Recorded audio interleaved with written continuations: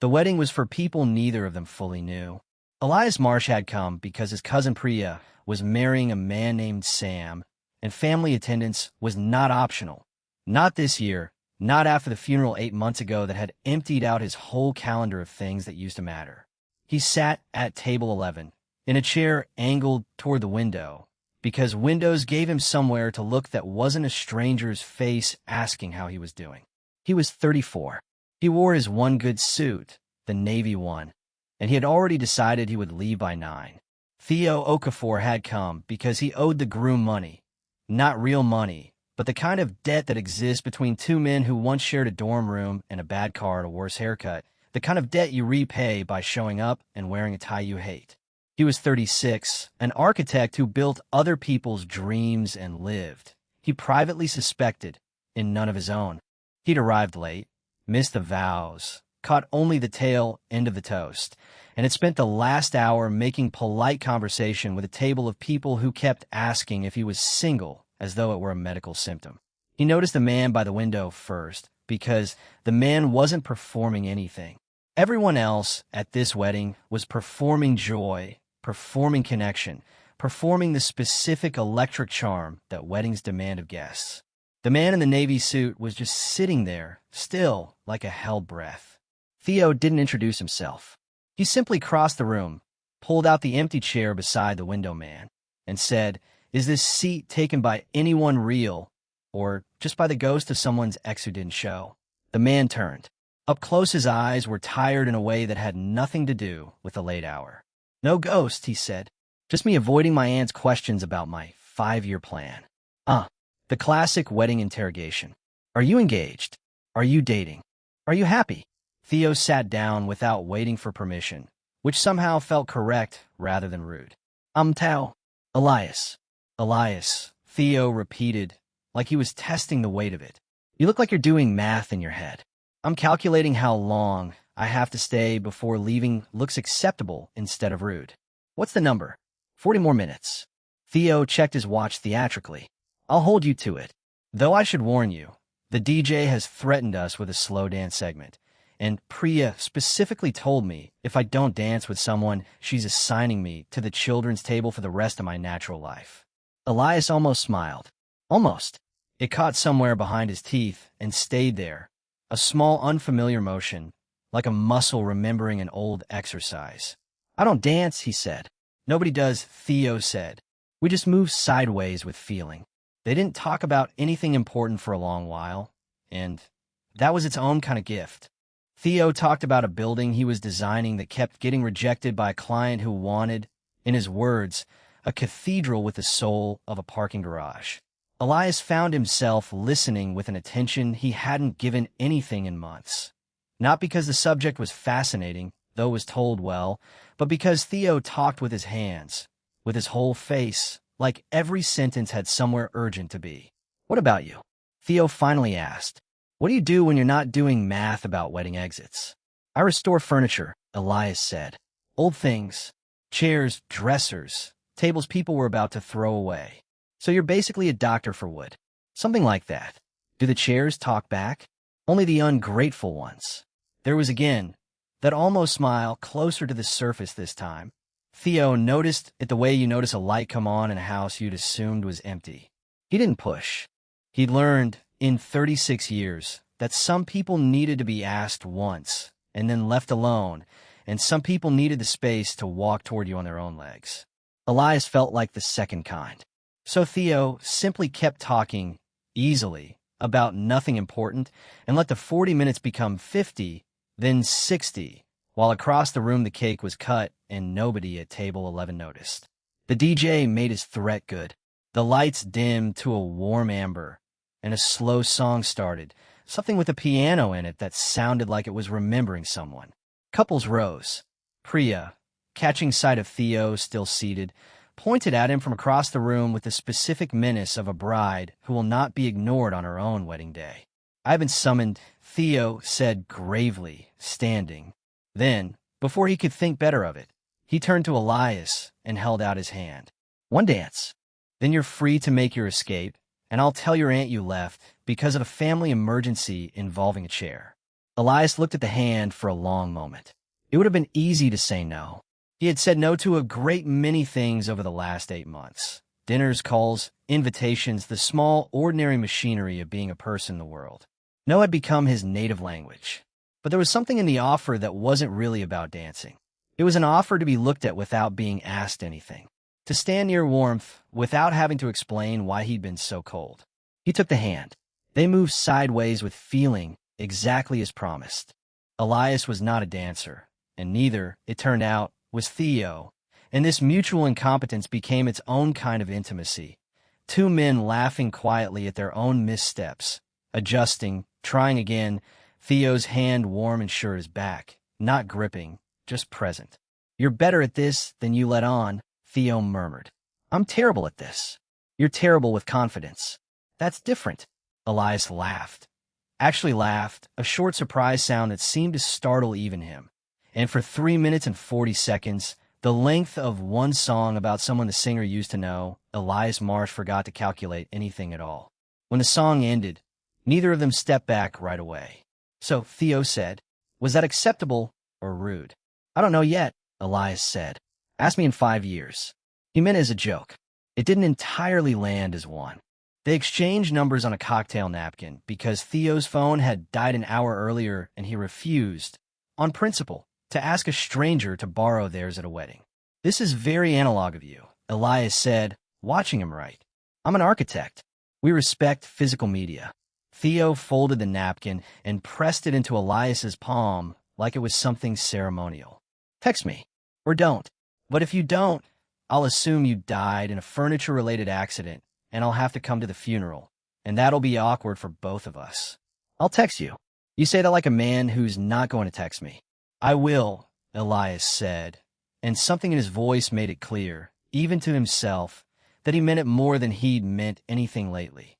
He left at 9, exactly on schedule, and sat in his car in the parking lot for 11 minutes before he could make himself start the engine.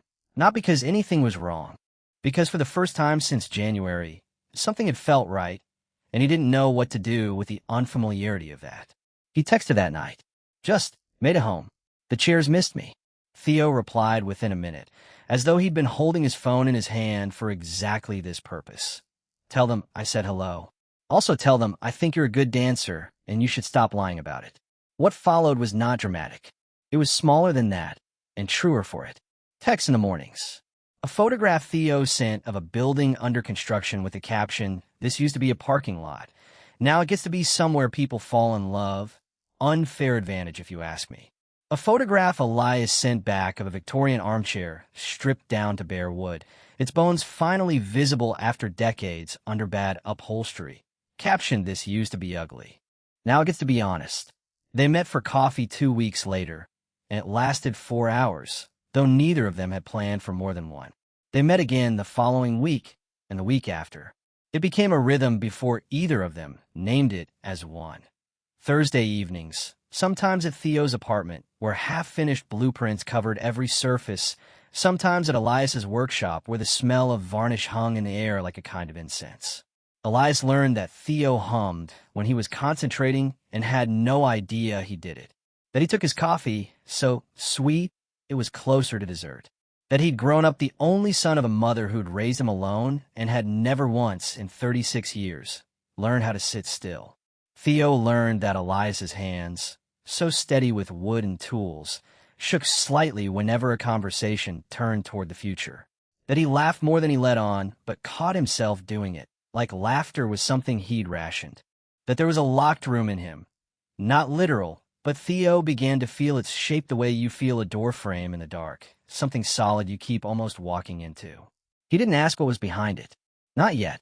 He simply kept showing up on Thursdays, and slowly, so slowly it barely felt like movement at all, Elias began to let the door stand open a little wider each week. It was on a Thursday in early autumn that Theo found the photograph. He hadn't been looking for anything. He'd only picked up a small chair from the corner of the workshop, a child's chair, painted pale yellow, chipped at the edges, because it was charming and he wanted to ask about it. When he lifted it, a photograph slipped from where it had been wedged, forgotten, in the seam of the cushion, and fluttered to the floor. Elias went very still when he saw it. Too still. Theo picked it up before he could stop himself. It showed Elias, younger, laughing, his arm around another man, dark-haired, kind-eyed, unmistakably in love with the camera and with whoever was holding it. "You don't have to tell me," Theo said quietly, holding it out. But Elias didn't take it right away. He looked at it the way you look at a door you've been standing in front of for a long time, deciding. "His name was Marcus," he said finally. "We were together 6 years. He died in January. Heart.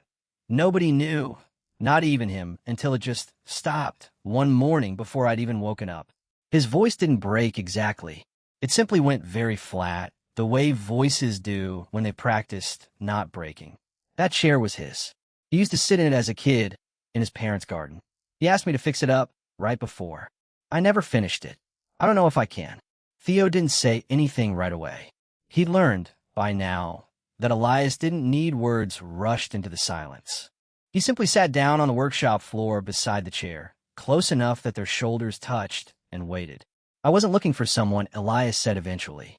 "At the wedding. I want you to know that. I wasn't looking for anything. I was just trying to get through a Saturday." "I know," Theo said. "So what is this?" "I don't know yet either," Theo said honestly. "But I know I keep showing up on Thursdays. And I know that's not nothing." Elias finally looked at him. "I'm not ready to promise you anything. I didn't ask you to. I might never finish that chair." "Then we'll leave it unfinished," Theo said. "Some things get to stay honest and unfinished at the same time. You taught me that, actually, about the armchair. Remember?" Elias's eyes were wet, but he didn't look away. "I remember. It would have been a tidy story if it had simply continued upward from there, warmth accumulating like interest in an account. It didn't. Grief doesn't work on a schedule that clean, and neither does love that's arriving in the middle of it. There was a night in November when Elias didn't answer his phone for 2 days, and Theo drove to the workshop and found him sitting in the dark with Marcus's chair still unfinished in front of him, not working on it, just sitting the way he'd been sitting the day they met. "You don't have to fix me," Elias said when Theo sat down across from him. "I need you to know that. I'm not a project." "I know that," Theo said. "I'm an architect, not a contractor. I don't fix things. I just try to understand how they hold weight." That's a very smooth thing to say. "I've been saving it." Elias let out a breath that was almost a laugh, and something in his shoulders came down half an inch. "I keep waiting to feel guilty," he admitted, "for wanting this, for wanting you. Like loving someone new is a door slamming shut on him." "It's not a door," Theo said. "I think it's more like a window. You don't have to close one to open another. The room just gets more light. That's better than the smooth thing. I've been saving that one longer." They sat together in the dark workshop a while longer, not speaking, Theo's shoulder against Elias's, until eventually Elias reached over and turned on the lamp above the workbench, and picked up his sandpaper and began, for the first time in 10 months, to work on the chair. Theo didn't offer to help. He understood, somehow, without being told, that this was not a task that wanted extra hands. He simply stayed, reading a book he wasn't really reading, present in the room the way weather is present. Not doing anything, just making the air feel different. The chair took 4 months to finish. Not because the work itself demanded it, but because Elias would go weeks without touching it, and then find himself back at the bench at 2 in the morning, standing by lamplight while Theo slept in the next room, having stopped asking when it would be done, having learned that some things finish on their own schedule or not at all. It was finished in March, on an ordinary Tuesday, with no ceremony planned. Elias called Theo at the office. "It's done." Theo left a meeting mid-sentence. When he arrived, the little yellow chair sat gleaming on the workbench, repainted, its chipped edges smooth but not erased. Elias had left small marks of its age deliberately, the way you'd leave laugh lines on a face you loved. "I kept the scratches," Elias said, "on purpose. I didn't want it to look like it never happened. I wanted it to look like it survived." Theo didn't say anything for a long moment. Then he crossed the workshop and pulled Elias into him, and held him the way you hold something you've been afraid to hope for. "I'm proud of you," he said into his hair, "not for finishing it, for letting it take as long as it needed." "I love you," Elias said. It came out simply, without ceremony, The way true things tend to arrive when you've stopped performing them. I don't know when that happened. I think it happened slowly, in pieces on Thursdays for a year. I love you too, Theo said. I think it happened the first time you almost smiled and then didn't let yourself. I let myself now. And he did. He smiled fully, unguarded, the whole unrationed thing, and Theo thought, not for the first time, that he would spend the rest of his life trying to see that particular expression as often as possible, and that this, more than any blueprint he'd ever drawn, was the only structure he actually wanted to build. A year to the day after the wedding, Priya threw an anniversary party, smaller than the wedding, but no less determined to interrogate every unmarried relative in the room. Elias's aunt cornered him by the same window he'd sat beside a year earlier. So, she said, in the tone of a woman collecting data, "Any updates on the 5-year plan?" Elias glanced across the room, where Theo was gesturing wildly at Sam about some architectural injustice, laughing at his own joke before he'd finished telling it. Actually, Elias said yes. His aunt blinked, entirely unprepared for an actual answer. "I don't know all the details yet," Elias said, "but there's a man over there who once asked me for one dance, and I think I'm going to spend a very long time finding out what happens after that." He didn't say marriage. He didn't say forever, not out loud, because some promises are still being built quietly one Thursday at a time and don't need to be announced to be real. But when Theo caught his eye from across the room and smiled the smile that meant there you are, Elias smiled back without calculating anything at all. No exit time, no acceptable minutes, no careful math. Just a man, in a room full of light, finally staying. 2 chairs sit now in the front window of Elias's workshop, side by side, where the afternoon sun reaches them first each day. One is a small yellow chair, its edges deliberately unsmoothed, scratches kept like punctuation in a sentence about survival. The other is new, walnut, simple, made from scratch instead of restored, built by 2 sets of hands instead of one. One weekend in early spring when Theo decided he wanted to learn. It isn't perfect. The joints aren't quite even, but it holds weight exactly the way it's supposed to. And some evenings, when the light comes gold through the workshop windows, you can find 2 men sitting in it together.